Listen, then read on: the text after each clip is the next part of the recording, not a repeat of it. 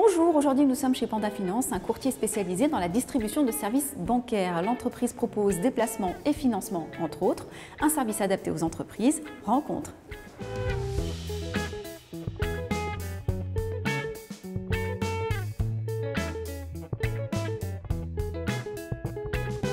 David Guyot, bonjour. Bonjour. Vous êtes cofondateur de Panda Finance. Est-ce que vous pouvez nous présenter l'activité de l'entreprise en 3 mots? Alors Panda est un courtier phygital. Nous proposons les meilleures solutions de placement et de financement pour les entreprises grâce à notre réseau de plusieurs dizaines de banques partenaires. Le client peut décrire son besoin sur Internet via différents formulaires et un spécialiste chez nous va le recontacter en moins de 24 heures. Donc c'est à la fois un service physique et digital. Alors, parmi les grands changements que connaît votre profession, il y a la digitalisation.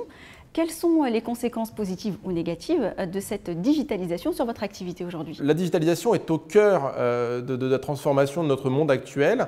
L'usage, l'expérience client, le user experience, est au cœur en fait, des problématiques de la transformation du monde bancaire et des services financiers.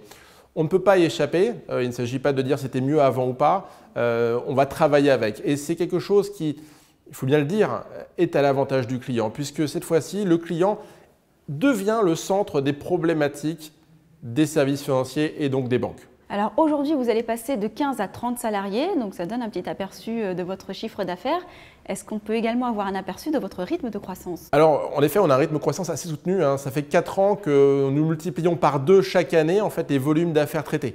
Aujourd'hui, nous souhaitons encore doubler le nombre de collaborateurs chez Panda. Nous cherchons de nouveaux profils, des développeurs, des commerciaux et d'autres profils administratifs. Des ambitions en fait extrêmement importantes puisque demain, nous souhaitons devenir la force de vente externalisée de référence des services bancaires et services financiers pour les entreprises. Les banques, on le sait, ont dû s'adapter aux mutations que connaissent les entreprises. Quelles sont les relations qu'entretiennent aujourd'hui les banques et la finance avec les entreprises? La crise financière a énormément dégradé l'image des banques.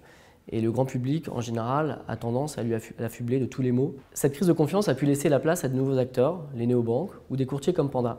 Pour une start-up comme la nôtre, même en travaillant dans la finance, nous essayons d'avoir une conscience citoyenne. Et à notre petite échelle, nous essayons d'expliquer aux clients tout le bienfait qu'un banquier peut leur apporter. Les banquiers ont un métier qui rend service aux gens et aux entreprises et qui les aide au quotidien à réaliser leurs projets et à développer leurs activités. Alors aujourd'hui, on a l'entre-deux tours de l'élection présidentielle 2017. Le monde entier a les yeux rivés sur nous, les marchés financiers également. J'imagine que ce n'est pas sans conséquence pour votre activité. Tout à fait, d'autant plus que cette élection est très particulière. Ce que cela entraîne, c'est que chez nos clients, on constate qu'il y a un climat d'incertitude qui s'est installé et qui a pu décaler les prises de décision chez les clients, les décideurs financiers, retarder un financement, retarder un placement. Merci beaucoup pour votre intervention. Merci. Merci Linda.